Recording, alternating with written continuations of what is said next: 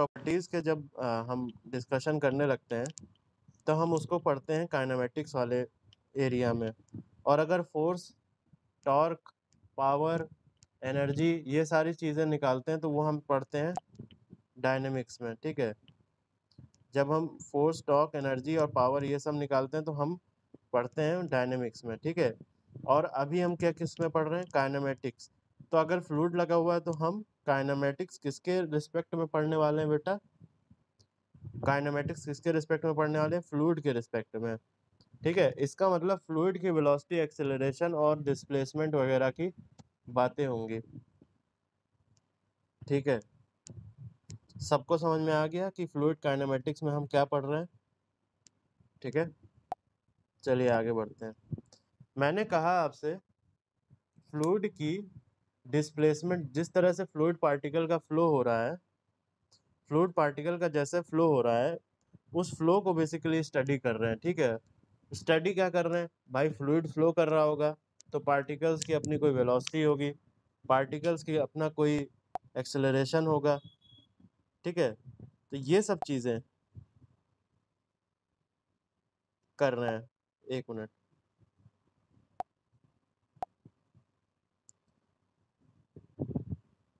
ठीक है। तो अब देखिए, आप अपने आप से अपने थोड़ा सा दिमाग लगा के सोचेंगे अगर, कि मान लो फ्लूइड बह रहा है तो आप उसकी एनालिसिस कैसे कर सकते हो? फ्लूइड बह रहा है तो उसकी एनालिसिस कैसे कर सकते हो? देखो, दो तरीके होते हैं एनालिसिस करने के। एक तो मेरे दोस्त, एनालिसिस ऐसे हो सकती है कि फ्लूइड के जो पार्टिकल्स हैं, मान लो फ्लूइड ऐसे ऐसे बह रहा है।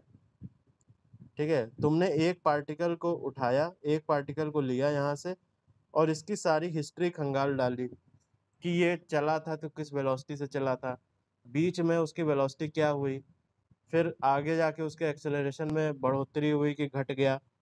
मेरे कहने का मतलब है, एक अप्रोच तो ऐसा हो सकता है कि फ्लूइड के किसी एक पार्टिकल को तुमने लिया, फ्लूइड के किसी एक पार्टिकल को तुमने लिया और उस पे लगने वाले सारी प्रॉपर्टीज की स्टडी की। बात समझ रहे हो? तो ये तुम्हारा क्या हो गया? एक तरीका हुआ कि तुम इससे वेलोसिटी, एक्सेलरेशन और बाकी सारी चीजें फाइंड आउट कर सकते हो। मुझे बताओ, ये बात समझ में आ रही है कि नहीं आ रही है? ठीक है, अब देखो, ये बात तो सही है कि तुम फ्लूइड के एक पार्टिकल का पीछा करोगे, फ्लूइड के एक पार्टिकल को देखोगे, फ्लूइड के एक पार्टिकल को ऑब्जर्व करोगे। लेकिन अब तुम मुझे एक चीज बताओ, क्या ये प्रैक्टिकली आसान होगा? किसी भी एक फ्लूइड का पार्टिकल, किसी भी एक फ्लूइड का पार्टिकल, ठीक है, वो अपने आप में एक माइक्रोस्कोपिक लेवल का पार्टिकल होता है। मतलब कि नंगी आंखों से उसे देखा नहीं जा सकता, माइक्रोस्कोप के बगैर उसे नहीं देखा जा सकता। उस पार्टिकल की तुम्हें एनालिसिस करने के लिए तुम्हें कॉम्प्लेक्स मेथड्स अपनाने पड़ेंगे, हाईली कॉम्प्लेक्स हो जाएगा उसकी एनालिसिस करना। इसीलिए ये जो अप्रोच है, इसीलिए ये जो अप्रोच है बेटा, ये बिल्कुल पॉपुलर नहीं है। ये अप्रोच पॉपुलर नहीं है। लेकिन आपसे अगर एग्जाम में ये पूछा जाए, अब मैं इसको बता क्यों रहा हूँ, क्योंकि इसको जो सबसे पहले प्रपोज किया था, उन साइंटिस्ट का नाम था लेंग रेंजियन। देखो मैं यहाँ लिख रहा हूँ। ठीक है, लैग एलएजी रेंजियन, ये एक साइंटिस्ट थे जिन्होंने ये अप्रोच प्रपोज किया था कि आप ऐसे करके फ्लूइड के मोशन को देख सकते हो। लेकिन ऑब्वियस सी बात है, फ्लूइड के मोशन को ट्रैक करना, अगर आपने एक पार्टिकल को रेफरेंस मान के शुरू किया तो वो आपके लिए हाईली कॉम्प्लिकेटेड हो जाएगा। इसीलिए ये वाला मेथड फेल हो गया। ठीक है, तो अगर आपसे एग्जाम में पूछा है कि लैग्रेंजियन अप्रोच क्या है, तो आप क्या बोलोगे? एक पार्टिकल को ऑब्जर्व किया, एक पार्टिकल को ऑब्जर्व किया और उसके ऑब्जर्वेशन से हमने फ्लूइड के मोशन के बारे में जानकारी इकट्ठा की। उस तरीके को या उस मेथड को हम क्या कहते हैं? Lagrangian approach. क्या बात समझ में आ गई सबको? आगे बढ़े, ठीक है। अब देखिए, अगर ये नहीं करते तो हम दूसरा तरीका अपनाते हैं। जो दिया, जिसको हम कहते हैं यूलेरियन अप्रोच। ये भी ऑयलर जो थे, इनको ऑयलर प्रोनाउंस किया जाता है, ठीक है। इन्होंने, ये भी एक साइंटिस्ट का नाम है, और इन्होंने एक तरीका बताया। इन्होंने ये कहा कि एक इंडिविजुअल पार्टिकल को देखने के बजाय, एक सिंगल पार्टिकल को देखने के बजाय, क्यों ना हम ऐसा करें, सपोज इस तरह से फ्लो हो रहा है, ठीक है, इस तरह से फ्लो हो रहा है, तो उन्होंने कहा कि एक इंडिविजुअल पार्टिकल को देखने के बजाय हम क्या करते हैं, एक सेक्शन ले लेते हैं। मतलब कि सपोज आपने एक यहाँ पे एक सेक्शन ले लिया, ठीक है, ये आपने एक सेक्शन ले लिया यहाँ पे इस तरह से, मतलब फ्लो के बीच में कोई एरिया ले लिया जहाँ पे आपको मतलब था, जहाँ पे आपको प्रॉपर्टी निकालने का मतलब था। जैसे कि मैं आपको बताऊं, जैसे अब एक चीज समझो बेटा, मान लो तुमने टरबाइन लगाई है। टरबाइन का कुछ आइडिया है आपको? टरबाइन क्या होती है? ये सब यूनिट 4 में पढ़ने वाले हैं, लेकिन आप समझो, टरबाइन पे हम लोग क्या करते हैं, वाटर को इम्पैक्ट कराते हैं, ठीक है, वाटर का इम्पैक्ट कराते हैं इस तरह से, और फिर ये टरबाइन जो है वो क्या होने लगती है, रोटेट होने लगती है। इसी टरबाइन के रोटेशन से बिजली जनरेट होती है, इसी टरबाइन के रोटेशन से बिजली जनरेट होती है। ये सब हम पढ़ेंगे अगले यूनिट में, ठीक है। तो अभी आप ये समझो कि टरबाइन को घुमाया कैसे जाता है, वाटर की एनर्जी से घुमाया जाता है। तो मुझे एक चीज बताओ, मुझे पानी का जो वाटर है उसकी प्रॉपर्टी का टरबाइन के एंट्री से ही तो मतलब है। मतलब कि पानी कहाँ से आया, पानी कहाँ से चला, पानी बीच में क्या ट्रेवल किया उसने, बीच में पहाड़ से होके गुजरा या कहीं से होके गुजरा, उससे मुझे क्या मतलब? मुझे तो यहाँ पे मतलब है कि पानी की वेलोसिटी टरबाइन के पहले की क्या है, प्रॉपर्टीज, मुझे ये बताओ, हाँ या ना। भाई यहाँ पे जो डिजायर्ड वेलोसिटी है वो मेरे काम की होनी चाहिए, यानी कि मेरे को जो प्रॉपर्टी जहाँ चाहिए, भाई पानी की ओवरऑल प्रॉपर्टी से मुझे क्या मतलब, कि पानी कहाँ से शुरू हो रहा है, किस ग्लेशियर से नदी बन के आ रही है, किस ग्लेशियर, किस नदी से ये पानी आया है, उससे मुझे क्या मतलब, पहले ये रुका हुआ था कि चल रहा था। भाई अगर इंडिविजुअल पार्टिकल का तुम बात करोगे तो इंडिविजुअल पार्टिकल का तो पूरी हिस्ट्री मालूम होगी तुमको। बात समझ में आ रहे हो? बात समझ में आ रहा है? जैसे मैं तुमको एक एग्जांपल देता हूँ, सिंपल सा एग्जांपल समझो। मान लो कि कोई लड़का है, ठीक है, यहाँ पे आप लोगों में से ही बीच में कोई लड़का है, ठीक है। अब मुझे इसकी प्रॉपर्टी पता लगानी है कि इसको कितना, मतलब इसकी प्रॉपर्टी क्या क्या मतलब हुआ, इसकी प्रॉपर्टी का मतलब हुआ, मान लो कि ये जो है, कैसे बताऊं, इसकी मतलब मान लो कि ड्रेस वगैरह चेंज, अब ये मतलब इसका, ये क्या ड्रेस पहन के ड्रेस पहनता है, ठीक है, ये कैसे बिहेव करता है, ये सारी इसकी प्रॉपर्टीज हो गई। जैसे पानी की प्रॉपर्टीज, किसी भी सब्सटेंस की प्रॉपर्टीज क्या होगी, उसका वेट क्या है, उस पे उसका कितना फोर्स से बह रहा है, कितनी उसकी वेलोसिटी है, यही सारी तो प्रॉपर्टीज हुई। उसी तरह आपकी प्रॉपर्टीज क्या हुआ, कि आपका बिहेवियर कैसा है, आपका, आप कैसे कपड़े पहनते हो, आप कैसे पढ़ते हो, ये सारी आपकी प्रॉपर्टीज हुई। तो मेरा ये कहने का मतलब है, एक तो जांच हुई कि मैं आप पे यहाँ पे 24 घंटे एक जासूस लगा दूं जो आपके पीछे हमेशा निगरानी करता हुआ चले, कि आप घर पे जा रहे हो आप क्या कर रहे हो, आप अपने दोस्त के पास जा रहे हो आप क्या कर रहे हो, आप कहीं भी किसी प्राइवेट प्लेस पे जा रहे हो तो आप कैसे पहने हो, आप कैसे बिहेव कर रहे हो। ये कैसा हो गया, लैंग्रेंजियन अप्रोच हो गया। बात समझ रहे हैं कि हर एक समय आप पे नजर रखी जाए। एक होता है तरीका कि मान लो क्लासरूम है, मुझे तो यही मतलब है कि आप क्लासरूम में कैसे बिहेव करते हो, मुझे तो यही मतलब है ना कि आप क्लासरूम में कैसा बिहेव करते हो, आप क्लासरूम के बाहर निकल के क्या करते हो उससे मुझे कोई मतलब नहीं है। आप क्लासरूम में आते हो, आप वेल ड्रेस्ड होने चाहिए, आपका बिहेवियर अच्छा होना चाहिए, आपका पढ़ने मन लगना चाहिए, यही तो मेरी रिक्वायरमेंट है। भाई मैं आप पे पूरी नजरें क्यों रखूंगा? आप क्लासरूम में एंटर करोगे, उसके बाद मेरा रिक्वायरमेंट पूरा हो जाए, दैट्स इट, मुझे क्या मतलब। तो सेम वैसे ही यहाँ पर देखो,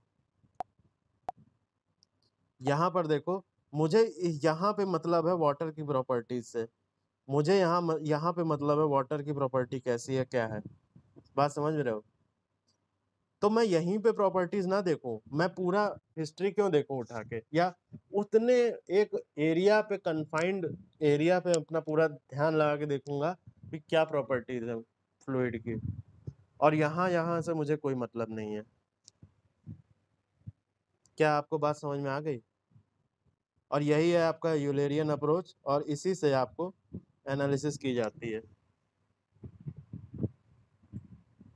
क्या आपको बात समझ में आ रही है?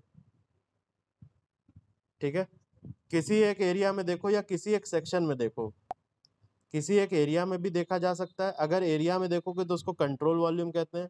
अभी आप थर्मो में भी पढ़ोगे या पढ़ चुके होगे, ठीक है, थर्मो में भी पढ़ चुके होगे अगर, कि आपने जब स्टेडी फ्लो एनर्जी इक्वेशन हो गया, स्टेडी फ्लो एनर्जी इक्वेशन,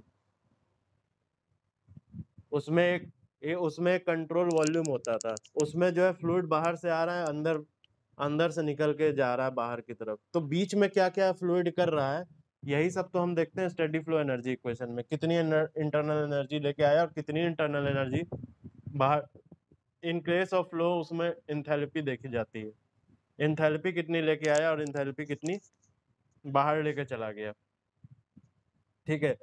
तो उसमें क्या था, कंट्रोल वॉल्यूम था। इसमें क्या होगा, तुम्हारा काम एक क्रॉस सेक्शन से भी चल जाएगा। क्रॉस सेक्शन मतलब एक तुमने यहाँ पर लगा दिया, सपोज तुमने एक यहाँ पे लगा दिया क्रॉस सेक्शन, अब इस क्रॉस सेक्शन से पास होने वाले फ्लूइड का क्या क्या प्रॉपर्टी है, उससे भी आपका काम चल जाएगा। भी कभी ये भी एक अप्रोच होता है, ठीक है। चलिए, आपको समझ में आ गया कि हम कैसे एनालिसिस करने वाले हैं। हम यूलेरियन मेथड से एनालिसिस करने वाले हैं, जिसमें हम किसी एक पर्टिकुलर क्रॉस सेक्शन को देखेंगे या एरिया को देखेंगे। क्या आपको बात समझ में आ गई? ठीक है, अब देखिए, इसी एनालिसिस के बेस पे कुछ टाइप ऑफ फ्लो बताए गए हैं। जैसे अब अगला जो टॉपिक होगा वो है टाइप ऑफ फ्लो। इसी एनालिसिस के बेस पे कुछ फ्लो के टाइप्स होते हैं, वो समझेंगे। तो सबसे पहले आता है स्टेडी फ्लो, और इसके बारे में मैंने आपको बता भी रखा है जब मैं बर्नौलीज पढ़ा रहा था। क्या किसी को याद है स्टेडी फ्लो क्या होता था?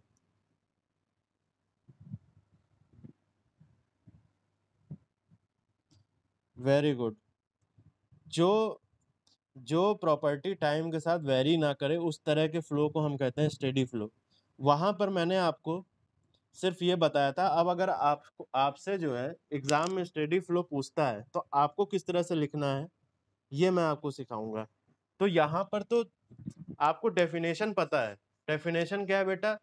Property of fluid which does not change with respect to time at a given cross section. किसी एक क्रॉस सेक्शन पे मान लो यहाँ फ्लो हो रहा है, ध्यान देना बेटा, यहाँ फ्लो हो रहा है, ठीक है, यहाँ पे फ्लो हो रहा है इस तरह से।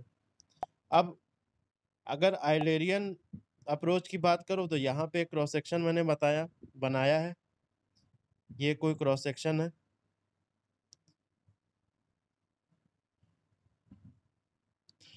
अब जो है, जो ऑब्जर्वर है, सॉरी,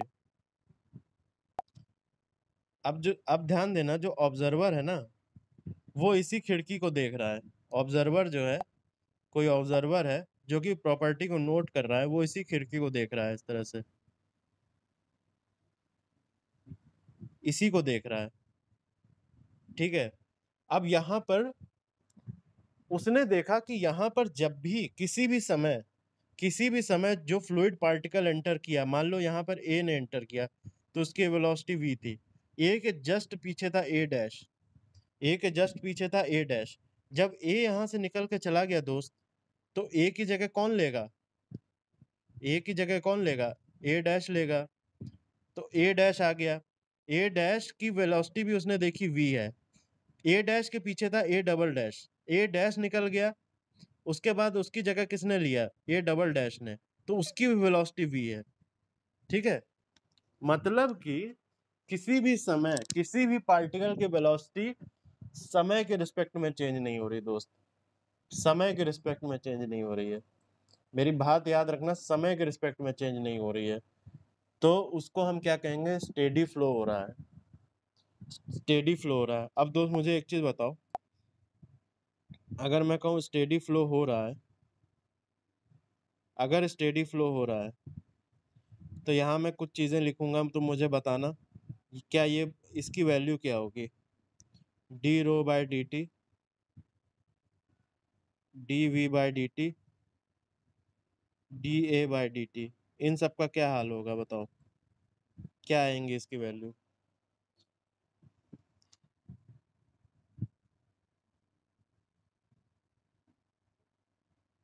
जीरो होगा, कांस्टेंट नहीं, जीरो होगा, ठीक है, ठीक है, बिल्कुल सही, वेरी गुड। इसका क्या होगा, इसका होगा जीरो, सारे के सारे प्रॉपर्टीज क्या हो जाएंगे, जीरो हो जाएंगे दोस्त, सारे के सारे प्रॉपर्टीज क्या हो जाएंगे, जीरो हो जाएंगे, क्योंकि तुम देख रहे हो नीचे क्या है, चेंज इन टाइम। और ध्यान रखना, जब भी एग्जाम में आपसे पूछे तो आपको ये सब जरूर लिखना है। मैथमेटिकल एक्सप्रेशन देखने से क्या होता है बेटा, जब भी एग्जामिनर कॉपी चेक करता है ना, तो याद रखना, जब भी एग्जामिनर कॉपी चेक करता है, उसकी नज़र जो है ना, वो जल्दी जल्दी कॉपी चेक कर रहा होता है। उसकी नज़र जैसे ही तुम्हारे इस इक्वेशन पे नज़र आएगी उसकी, तो वो तुम्हें फुल मार्क्स दे देगा, पढ़ेगा भी नहीं तुमने क्या लिखा है। मेरी बात समझ पा रहे हो? और कुछ लोग होते हैं जो इसको नहीं लिख के आते हैं, ठीक है, यही बता देता है कि बात समझ में आ चुकी है, बात समझ में आ चुकी है, वो पढ़ेगा ही नहीं स्टेटमेंट तुमने क्या लिखा है, वो सिर्फ यही देखेगा, ठीक है। तो ये सब इम्पोर्टेंट है जानना, और इसमें कोई मुश्किल भी नहीं है मेरे हिसाब से। तो स्टेडी फ्लो हम समझ चुके हैं। अब दूसरे तरह का फ्लो पे आओ बेटा, दूसरे तरह के फ्लो पे आओ, तो दूसरा तरह का फ्लो होता है यूनिफॉर्म फ्लो। अब यूनिफॉर्म फ्लो क्या होता है, जरा ध्यान से सुनना, यूनिफॉर्म फ्लो क्या होता है, जैसे आपने स्टेडी फ्लो में देखा, टाइम के रिस्पेक्ट में कुछ भी चेंज नहीं हो रही प्रॉपर्टी फ्लूइड की, यूनिफॉर्म फ्लो में क्या होता है, डिस्टेंस के रिस्पेक्ट में कोई प्रॉपर्टी चेंज नहीं होती है। जैसे कि अब मैं आपको बता रहा हूँ, फिर से मैं बताता हूँ मैं क्या कह रहा हूँ, मैं कह रहा हूँ टाइम के रिस्पेक्ट में अगर कोई प्रॉपर्टी अगर ना चेंज हो, तो उसको मैं कहता हूँ स्टेडी फ्लो। टाइम के रिस्पेक्ट में प्रॉपर्टी ना चेंज होने वाली, जब ना चेंज हो, उसको कहते हैं स्टेडी फ्लो। और डिस्टेंस के रिस्पेक्ट में जब कोई प्रॉपर्टी नहीं बदलती है, तो उसको हम कहते हैं यूनिफॉर्म फ्लो। कैसे, देखो ये सेम बिल्कुल ऐसे फ्लूइड है, मैं यहाँ पे दो सेक्शन लूंगा बेटा, दो सेक्शन, एक मैंने यहाँ पे लिया है, पीछे से बैकग्राउंड में से किसी की आवाज आ रही बेटा, म्यूट कर लो जरा, ठीक है। एक मैंने ये सेक्शन लिया है, और दूसरा जो सेक्शन लिया है बेटा, ये सेक्शन लिया है, दूसरा जो सेक्शन लिया है मैंने, ये सेक्शन लिया है, दो सेक्शन है। और इनके बीच में जो दूरी है ना, ध्यान रखना, इनके बीच में जो दूरी दूरी है वो है dx, इनके बीच में जो दूरी है वो है dx, इनके बीच में जो दूरी है वो है dx। अब मैं इन दोनों सेक्शन पे फ्लूइड के बिहेवियर देख रहा हूँ, अब मैं इन दोनों सेक्शन पे फ्लूइड का बिहेवियर देख रहा हूँ। सपोज यहाँ से एक पार्टिकल आया ए, सपोज यहाँ से एक पार्टिकल आया ए, उसकी वेलोसिटी यहाँ पर जब देखी मैंने तो वो थी v, अगले ही पल ये पार्टिकल ए बह के यहाँ आ गया होगा, अगले समय पार्टिकल ए ये dx डिस्टेंस को ट्रेवल करते हुए पहुंच गया होगा दूसरे फ्रेम पे, और यहाँ भी जब मैंने देखी वेलोसिटी तो वो थी v। सारी चीजें, जब आप कोई भी प्रॉपर्टी यहाँ देखोगे, वेलोसिटी देख लो, एक्सेलरेशन देख लो, या डेंसिटी देख लो, बस आप दो पॉइंट के बीच में, यानी कि दो फ्रेम के बीच में जो कि आपस में dx दूरी पर है, कोई प्रॉपर्टी अगर ना चेंज होती हुई नजर आए, तो बेटा मुझे बताओ कि इस फ्लो को क्या कहेंगे, इस फ्लो को कहेंगे यूनिफॉर्म फ्लो। यूनिफॉर्म फ्लो क्या सभी को समझ में आ गया? ठीक है, यूनिफॉर्म फ्लो सभी को समझ में आ गया। अब देखिए मुझे बताइए इसका एक्सप्रेशन क्या होगा, मैं क्या लिखूं यहाँ पे, D rho by D x लिखना पड़ेगा कि नहीं लिखना पड़ेगा? देखो यहाँ पे डिस्टेंस के रिस्पेक्ट में देख रहा है, और जिसके रिस्पेक्ट में देखते हैं बेटा वो डिनोमिनेटर में होता है। यहाँ पे dx है कि नहीं डिनोमिनेटर में, मुझे बताओ, यहाँ dx है कि नहीं। और यहाँ पर क्या हो जाएगा, ये जीरो हो जाएगा। यहाँ पे क्या हो जाएगा बेटा, ये जीरो हो जाएगा। इसी तरह अगर देखोगे तो change in velocity with respect to, अगर देखोगे change in velocity with respect to distance, तो ये भी क्या हो जाएगा, जीरो हो जाएगा कि नहीं हो जाएगा। इसका मतलब अगर मैं यूनिफॉर्म फ्लो की बात करता हूँ तो ये जो है ये एक्सप्रेशन सारे जीरो हो जाएंगे। Del rho by del x zero, del v by del x zero, del a by del x zero. मतलब कि डिस्टेंस के रिस्पेक्ट में जितनी भी प्रॉपर्टीज हैं वो सारी क्या हो जाएंगी, जीरो हो जाएंगी। यूनिफॉर्म फ्लो इसको कहते हैं। क्या आपको बात समझ में आ गई, आगे बढ़े। ठीक है, अब चलिए देखिए अगले टाइप का फ्लो होता है उसको कहते हैं लैमिनर फ्लो। अगले टाइप का जो फ्लो होता है उसको कहते हैं लैमिनर फ्लो। अब वो समझते हैं क्या होगा। लैमिनर फ्लो के बारे में मैंने आपको बताया भी था पहले, शायद सबसे पहले लेक्चर में बताया था। तो लैमिनर फ्लो क्या होता है, जैसे आपका नल है, मैंने नल का एग्जांपल उस समय भी दिया था, अभी भी दे रहा हूँ।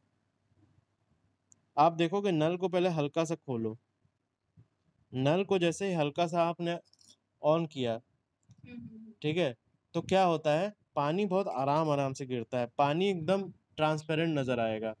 मतलब पानी जो है वो ऐसा नजर आएगा कि आपको आर पार दिखता हुआ नजर आए, और बड़ा ही स्मूथ फ्लो होगा पानी का। जब नल में वेलोसिटी धीरे होगी शुरुआत के फेज में, तो बहुत ही आराम से स्मूथली पानी गिरेगा, ट्रांसपेरेंट होगा, छलकेगा नहीं पानी इधर उधर, ठीक है, अपनी लाइन पे चलता हुआ नजर आएगा।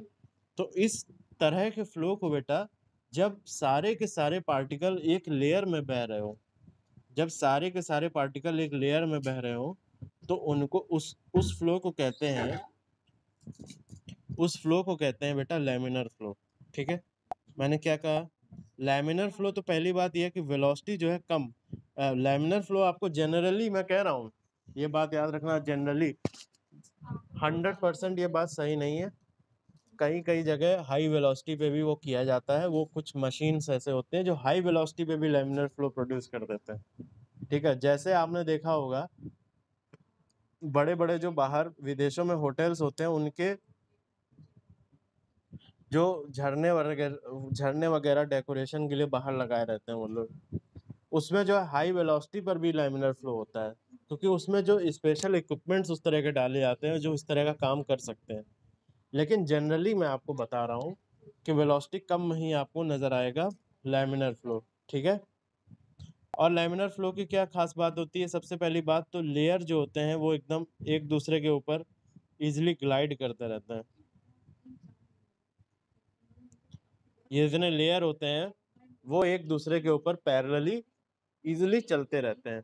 इसकी वजह से क्या होगा, लॉसेस जो होते हैं वो बहुत कम होते हैं, नेग्लेजिबल ही समझ लो, लॉस वगैरह बहुत कम होते हैं, आपको एक स्मूथ फ्लो मिलता है।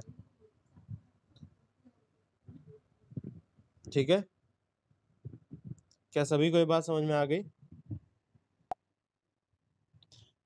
अब इसी का उल्टा देखिए क्या होगा, जैसे जैसे आप नल के फ्लो को आप बढ़ाओगे, जैसे जैसे आप नल को खोलते जाओगे, तो आपको नजर आएगा कि सफेद सफेद झाग सा आपको नजर आने लगेगा पानी में, और आपको जो पहले ट्रांसपेरेंसी नजर आ रही थी वो ट्रांसपेरेंसी अब नहीं नजर आएगी।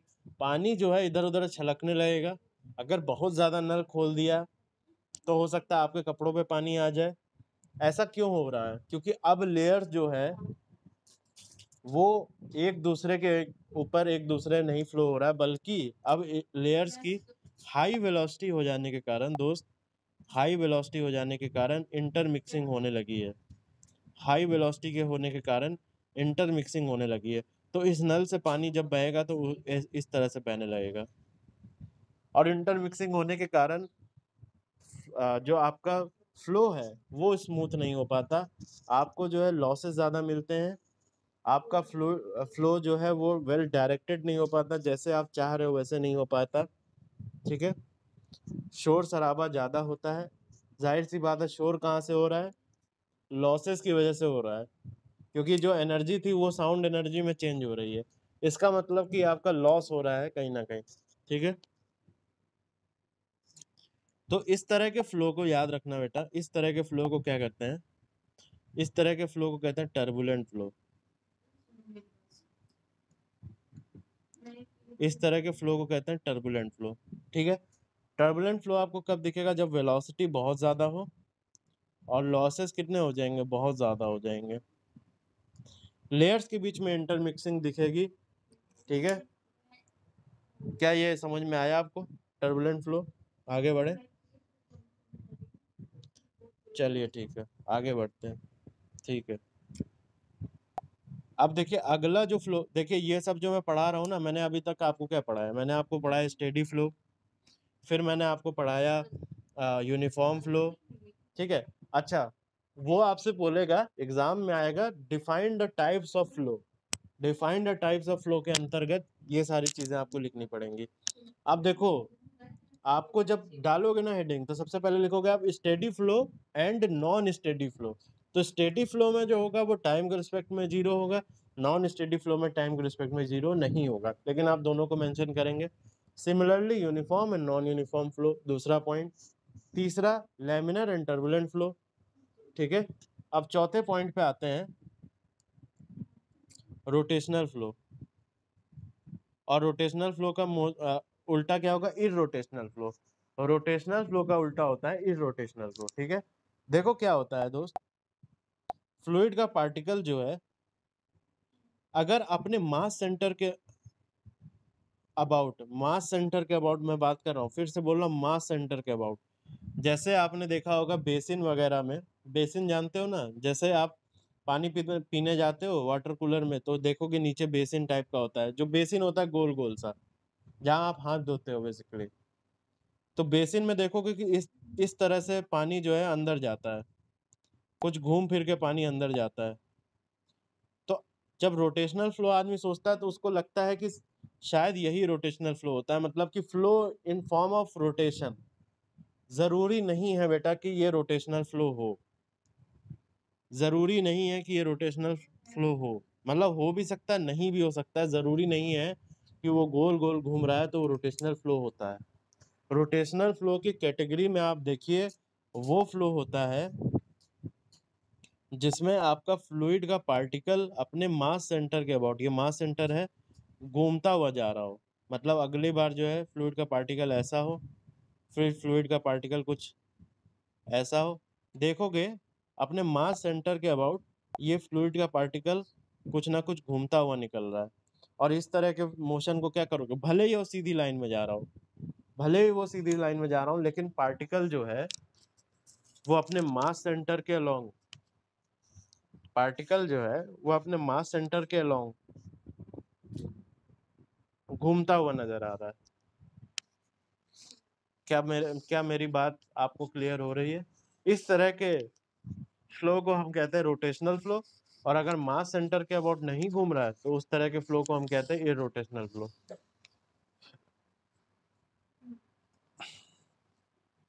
ठीक है, क्लियर है सबको? आगे बढ़े, चलिए आगे बढ़ते हैं। अब देखिए अगला जो है, ये सारे नोट्स मैं आपको प्रोवाइड कर दूंगा। अगला जो फ्लो है, अगला जो कंसेप्ट है, बेसिकली टाइप ऑफ फ्लो खत्म हो गया है। टाइप ऑफ फ्लो अगर पूछेगा तो देखिए आपको क्या लिखना है, steady non steady, uniform non uniform, laminar turbulent, और रोटेशनल इररोटेशनल, देना है आपको, ठीक है। गुड। अब स्ट्रीम लाइंस में आते हैं। स्ट्रीम लाइंस क्या होती हैं? अब जरा ध्यान देना, जब भी मैं फ्लो बनाता हूँ किसी लिक्विड का, तो मैं इस तरह से एरो बना रहा हूँ, देखो। क्या तुमको किसी फ्लूइड में, फिर किसी फ्लूइड के फ्लो में इस तरह के एरो नजर आते हैं? पानी में क्या ये एरो नजर आते हैं तुम्हें कि इस तरह से चल रहा है? लेकिन मैंने एरो एरो बनाया है, बेसिकली ये एरो मैंने इसीलिए बनाए हैं क्योंकि मैं फ्लूइड के मोशन को दिखाना चाहता हूँ और उसको बताना चाहता हूँ कि फ्लूइड जो है इस तरह से मोशन कर रहा है। ठीक है, किसी ने कुछ पूछा है? डायरेक्शन, डायरेक्शन भी बेटा और मोशन भी। जैसे अगर मैं कहूँ सेम इस तरह से,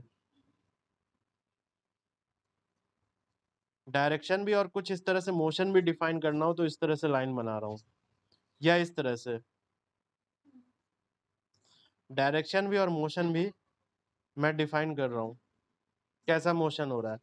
तो बेसिकली यही स्ट्रीम लाइन्स है, यही जो है स्ट्रीम लाइन्स है। और ये होती है इमेजनरी बेटा, ये होती है इमेजनरी। ये क्या होती है? ये होती है इमेजनरी। और ये बनती कैसे है? ध्यान देना, ये बनती कैसे है?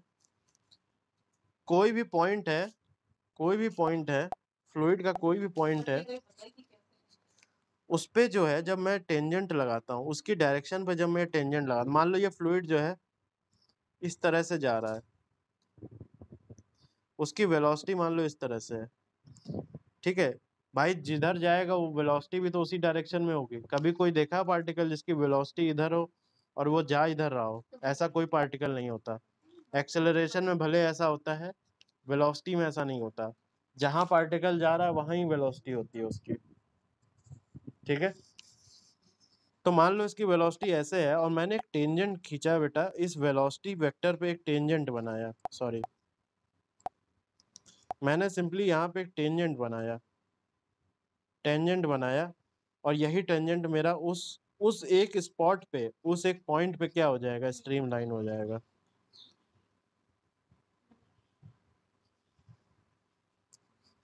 क्या समझ में आ रहा है? किसी भी पॉइंट पे, या यूं कह लो कि किसी भी पॉइंट पे मैंने एक टेंजेंट बनाया उसकी फ्लो की डायरेक्शन में, किसी भी पॉइंट पे मैंने अगर एक टेंजेंट बनाया उसकी फ्लो की डायरेक्शन में, मान लो कि इस तरह का है पार्टिकल और उसका फ्लो इधर हो रहा है, तो जिधर फ्लो हो रहा है वहां मैंने एक टेंजेंट बनाया, मैंने यहाँ एक टेंजेंट बनाया। तो जिधर भी फ्लो हो रहा है उधर मैं अगर टेंजेंट बनाता हूँ तो ये टेंजेंट दो चीजें बताता है। एक तो वेलोसिटी भी बता देता है, वेलोसिटी की भी डायरेक्शन बता देता है कि किस तरफ है वेलोसिटी की डायरेक्शन। जैसे मैं आपको एक बात बताता हूँ, जैसे मैं आपको एग्जांपल देता हूँ, अगर कंफ्यूज हो रहे हो तो देखो, अगर इस तरह से मान लो फ्लो हो रहा है, ठीक है, सर्कुलर फ्लो हो रहा है, सर्कुलर फ्लो मतलब रोटेशनल फ्लो नहीं कह रहा हूँ, सर्कुलर फ्लो हो रहा है। ठीक है, अब मैंने यहाँ पर कोई पार्टिकल लिया, मैंने यहाँ पर कोई पार्टिकल लिया, इस पार्टिकल की बेटा, मैं इस पार्टिकल की वेलोसिटी निकालना चाहता हूँ, मैं इस पार्टिकल की वेलोसिटी पता करना चाहता हूँ। तो मैं क्या करूँगा?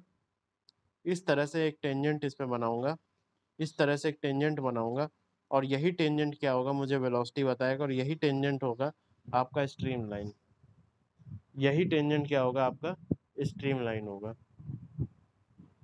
क्या बात समझ में आ रही है? किसी भी पॉइंट पे जब आप टेंजेंट बनाते हो, किसी भी फ्लूइड के, जब फ्लूइड का पॉइंट है, किसी भी पॉइंट पे जब आप टेंजेंट बनाते हो तो वो टेंजेंट बेसिकली उस वेलोसिटी, उसकी वेलोसिटी को दर्शाता है, और उसी टेंजेंट को हम कहते हैं स्ट्रीम लाइन। क्या समझ में आ रहा है आप लोगों को?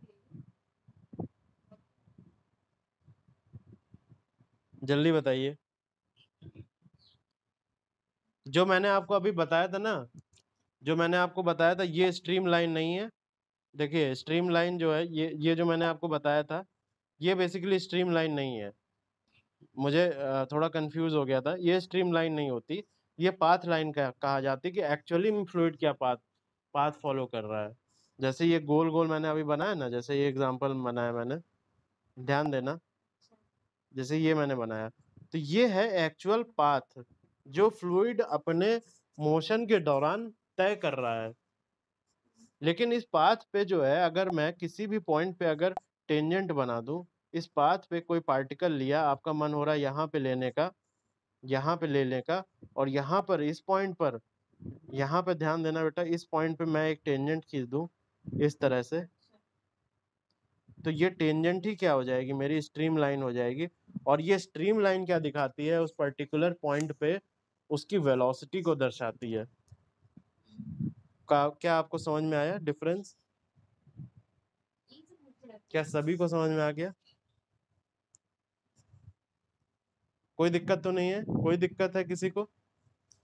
चलिए ठीक है। ठीक है, चलिए फिर आज की क्लास को हम यहीं एंड करते हैं, स्ट्रीम लाइन तक, और स्ट्रीम लाइन के आगे हम नेक्स्ट क्लास में कंटिन्यू करेंगे। ठीक है।